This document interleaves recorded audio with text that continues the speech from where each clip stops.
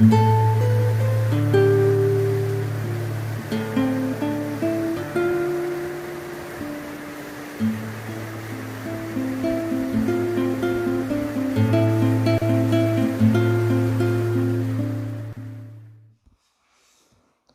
하나님의 말씀 사도행전 17장 10절에서 15절 말씀. 사도행전을 보게 되면은 사도 바울이 어떻게 복음을 증거하고 전파하는지 마을 지역마다 도시마다 다니면서 하나님의 말씀을 전하는데, 만나는 사람들이 너무나도 다양하고 우리 지난 1절에서 9절 말씀까지는 데살로니가 지역에 있는 사람들에게 복음을 전하였습니다. 유럽 지역에 있어서 세 번째 도시인 이제 베레아 지역을 복음을 전하는데, 첫 번째 도시는 빌립보 지역에서 핍박도 많이 있었지만은 얻은 소득도 많이 있었던 빌립보 지역, 귀신을 들린 여종을 쫓아내고, 그리고 자주장사 루디아를 만나서 정말 사역의 동역에 큰 힘을 받고, 감옥의 간수가 위기 가운데에서 주님을 받아들이면서 목숨과 생명까지 이제 새로운 주님 안에서 주의 복음을 받아들이고 거듭나 온 가족이 하나님을 믿게 된 아주 유쾌한 경험들을 핍박과 어려움 가운데에서 빌립보 교회를 세웠다면, 데살로니가 교회는 유대인들이 굉장히 많이 선동을 하여서 어려움이 있었습니다. 그럼에도 불구하고 데살로니가 지역에 몇몇 믿는 사람들을 중심으로 해서 급하게 나올 수밖에 없었지만, 그들을 향하여 나중에는 짧은 시간에 교제하지 못하고 말씀을 가르치지 못한 아쉬움 때문에 아주 짧았지만은 데살로니가 전서와 후서를 기록하면서 주님의 오심을 끝까지 믿고 기대하는 그러한 신앙을 갖도록 격려한 사도 바울의 원격 지원을 한 사역을 보게 됩니다. 오늘 베레아 말씀은 베레아 지역에서 사람들을 복음을 증거하기 위해서 유대인의 회당에 들어갔다. 밤에 쫓기는 가운데 이렇게 왔습니다. 밤에 쫓기는 가운데서 와도 다시 새로운 지역에 가서는 정말 죽음의 위협 가운데 도망 나왔지만은 밤에 다시 낮이 되어서 다른 새로운 지역에 갔을 때에 사도 바울과 실라, 디모데 일행은 다시 유대인의 회당을 찾아가서 복음을 쉼없이 전하게 되었다는 것이죠. 예수님의 말씀에 이 도시에서 너희들을 박해하면 저 도시로 피하고 저 도시로 가라라고 예수님이 말씀하셨는데, 여기서 위험이 있고 박해가 있으면 저쪽 도시로 가서 피하라는 것은 단순하게 도망 다니고 숨어 있으라는 것이 아니라, 이 지역에서 복음을 전했을 때에 박해와 복음의 장애를 갖게 된다면 또 다른 저 도시에서는 또 다른 부류의 사람, 또 다른 하나님을 기다리는 사람, 또 하나님을 믿고 받아들이는 데 있어서 또 다른 유형의 사람이 있게 된다라고 하는 의미죠. 그렇기 때문에 또 새로운 지역으로 가서 우리 같은 경우는 이 사람에게 복음을 전했을 때 안 된다면 또 저쪽에 있는 사람에게 전하고, 가까운 데 있는 사람에게 안 된다면 좀 더 멀리 있는 사람에게라도 전하고, 그러면서 우리가 복음을 전하게 된다면은 거기에서 얻게 되는 전도자의 또 유익이 있다 하는 것입니다. 사도 바울이 오늘 보니까 베레아 사람들은 좀 남다른 부분들이 있는 것을 보게 된 것이죠. 11절에 베레아에 있는 사람들은 데살로니가에 있는 사람들보다 더 너그러워서 간절한 마음으로 말씀을 받고 이것이 그러한가 하여 날마다 성경을 상고하므로.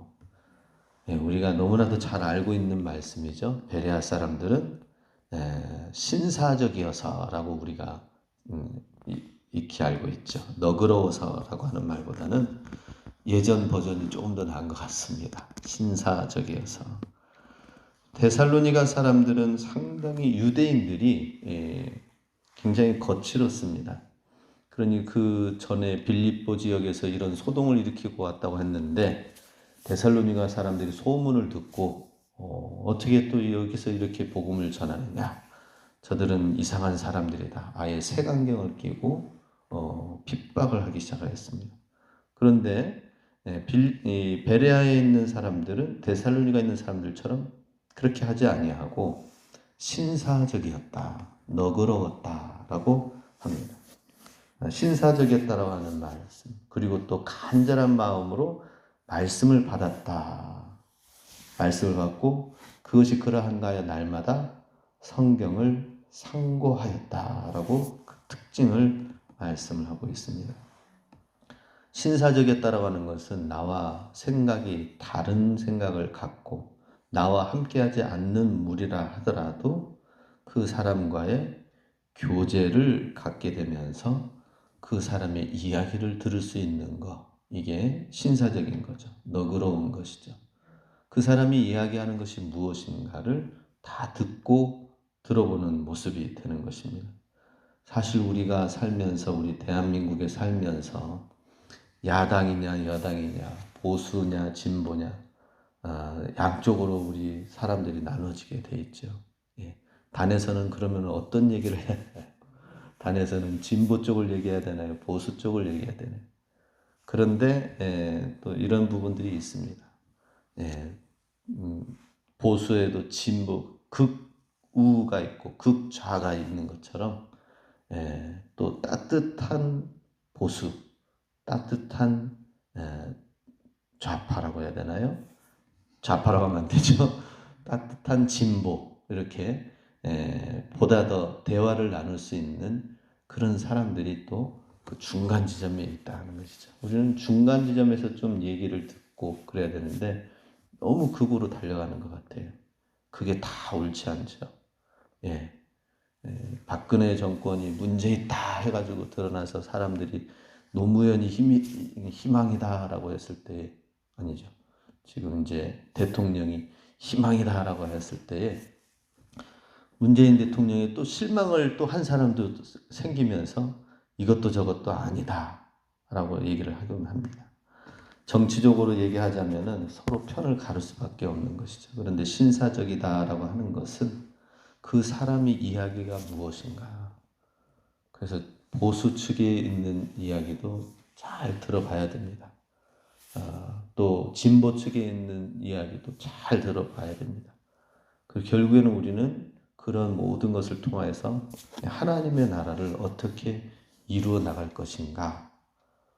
저는 그러면은 어떤 파인 것 같습니까?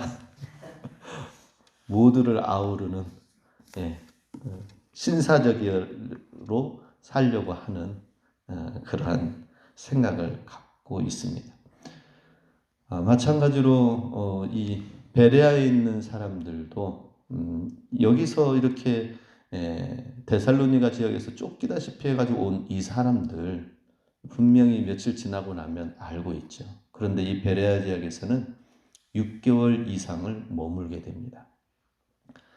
꽤 긴 시간 동안 머물면서 베레아 아카데미라고도 하죠. 베레아 학당이라고도 하고 베레아에서 이 말씀을 열심히 가르치는 시간들을 갖게 됩니다. 그러니 사도 바울이 그동안에 쫓기면서 빌립보 데살로니가 지역에서 있었던 그 나누지 못했던 것들을 이 베레아 사람들한테 가르치기 시작하였다는 것이죠. 그래서 이것이 날마다 무엇인지 상고한다라고 하는 것인데 성경이 구약 성경에서부터 어떻게 예수님이 예언이 되어졌는지 그리고 이제는 우리가 어떻게 성령님을 의지해서 살아야 되는지 구약과 신약의 새로운 맥을 이 베레아 사람들한테 심어준 거죠. 그랬을 때 그것을 이제 더 연장선상으로 나아가서 그럼 그 말씀이 우리의 구주가 되어서 예수님을 주로 믿고 산다면은 우리 삶 속에서는 이제 그 말씀을 어떻게 적용해야 되는가? 구약을 알고 예수님을 알고 성령님을 알고 우리 일상생활 가운데에 하나님의 복음을 어떻게 적용할 것인가까지 아주 신중하게 주님의 말씀을 두드리고 묻고 상고하였다라는 것입니다. 성경을 상고한다라는 것은 그 체에서 가려내는 것을 말합니다.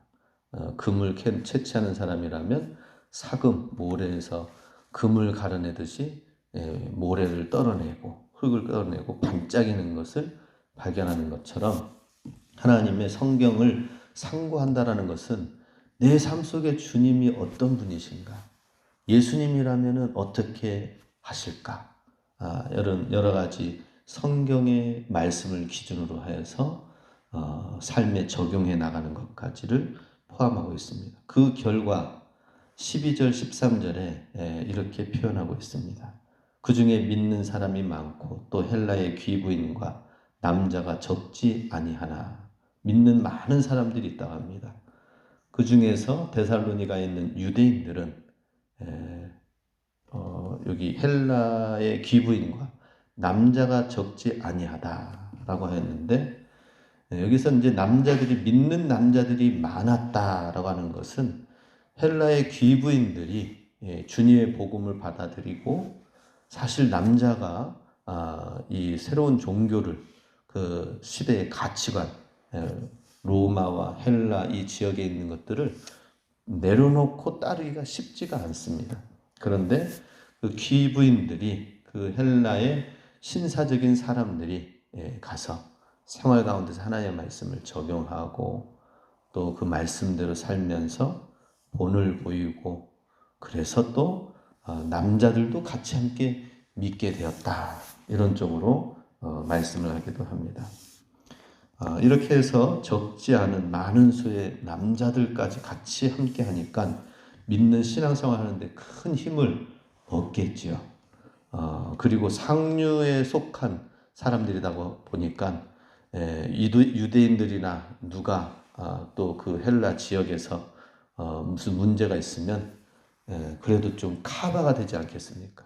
괜찮다, 유익하다, 한번 들어봐라.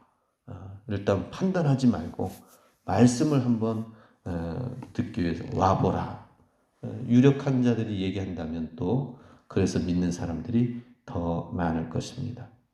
이렇게 해서 베레아 지역에서 말씀을 잘 하였습니다. 잘 받아들였습니다. 그렇다면 이제 빌립보 서신도 있고 데살로니가 전 후서도 썼다면 사실 베레아 서신도 나와야 되거든요. 그런데 그러지 않았습니다. 그 이유 가운데 하나는 저는 이렇게 생각합니다. 베레아 지역에 있는 사람들이 말씀을 잘 받아들이고 또 지금 여기서 떠나가면서 14절에 보면 실라와 디모데는 아직 거기 머물더라 라고 하였습니다. 바울은 이 유대인들이 데살로니가 지역에 있는 유대인들이 또 무리를 움직여 가지고 선동해서 오니까 바울은 도망갈 수밖에 없었습니다.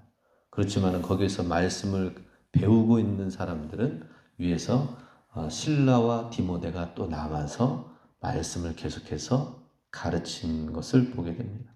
그는 충분히 말씀이 잘 정착했다. 그렇기 때문에 그들을 믿고 맡기고 그리고 시간이 지나서도 베레아 사람들은 신사적이어서 해서 다른 사람들한테 본을 보여주는 이 이야기거리가 되었다는 것이죠.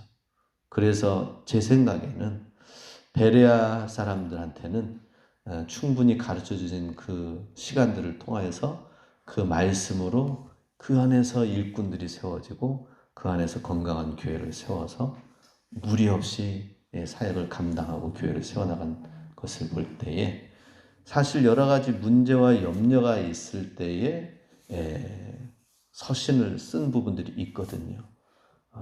데살로니가 지역에 있는 사람들은 너무나도 짧지만은 복음을 받아들인 그들을 위해서 주님의 오심을 대비하며 후서에서는 또 왜 썼습니까? 그들이 받는 환난과 핍박이 너무나도 강하였기 때문에 너희들이 끊어 죽음의 사망 선고까지 되어진 거기에는 육신을 의지하지 말고 하나님을 끝까지 의지하라는 그런 고난의 의미가 있다 하면서 데살로니가 후서 1장을 시작을 하고 있습니다. 이렇게 해서 믿음의 실라와 디모데를 남겨놓고 떠나갑니다. 그럼 여기서 끝이어야 되는데, 그런데 15절에 보면 바울을 인도하는 사람들이 있습니다. 베레아 사람들이죠. 베레아에 있는 사람들이. 원래는 데살로니가에서 정말 정신없이 도망 나오듯이 했지만, 여기서는 베레아 사람들이 바울을 인도하여 그럼 어느 지역으로 가실 겁니까? 여기서는 위에서 내려왔기 때문에 남쪽 아래쪽에 있어서도 유력한 도시인 아테네, 아덴 지역으로 가시면 됩니다. 해서 아덴 지역은 처음 이제 여행길이잖아요. 그래서 15절에 그를 데리고 아덴까지 이르러 그에게서 실라와 디모데를 자기에게로 속히 오게 하라는 명령을 받고 떠나니라. 정말 이런 모습이 또 신사적이지 않나 이런 생각을 가져봅니다.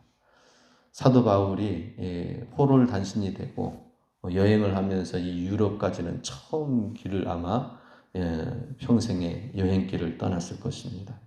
그렇지만 바울을 인도하는 사람들이 있는데 그 지역에 사는 바로 이웃 동네죠. 그죠? 우리가 여기에서 정선을 간다든지 서울 사람들이 오면은 여기서 어디로 가야 됩니까? 여기서 대관령 넘어서 강릉 가면 되고요.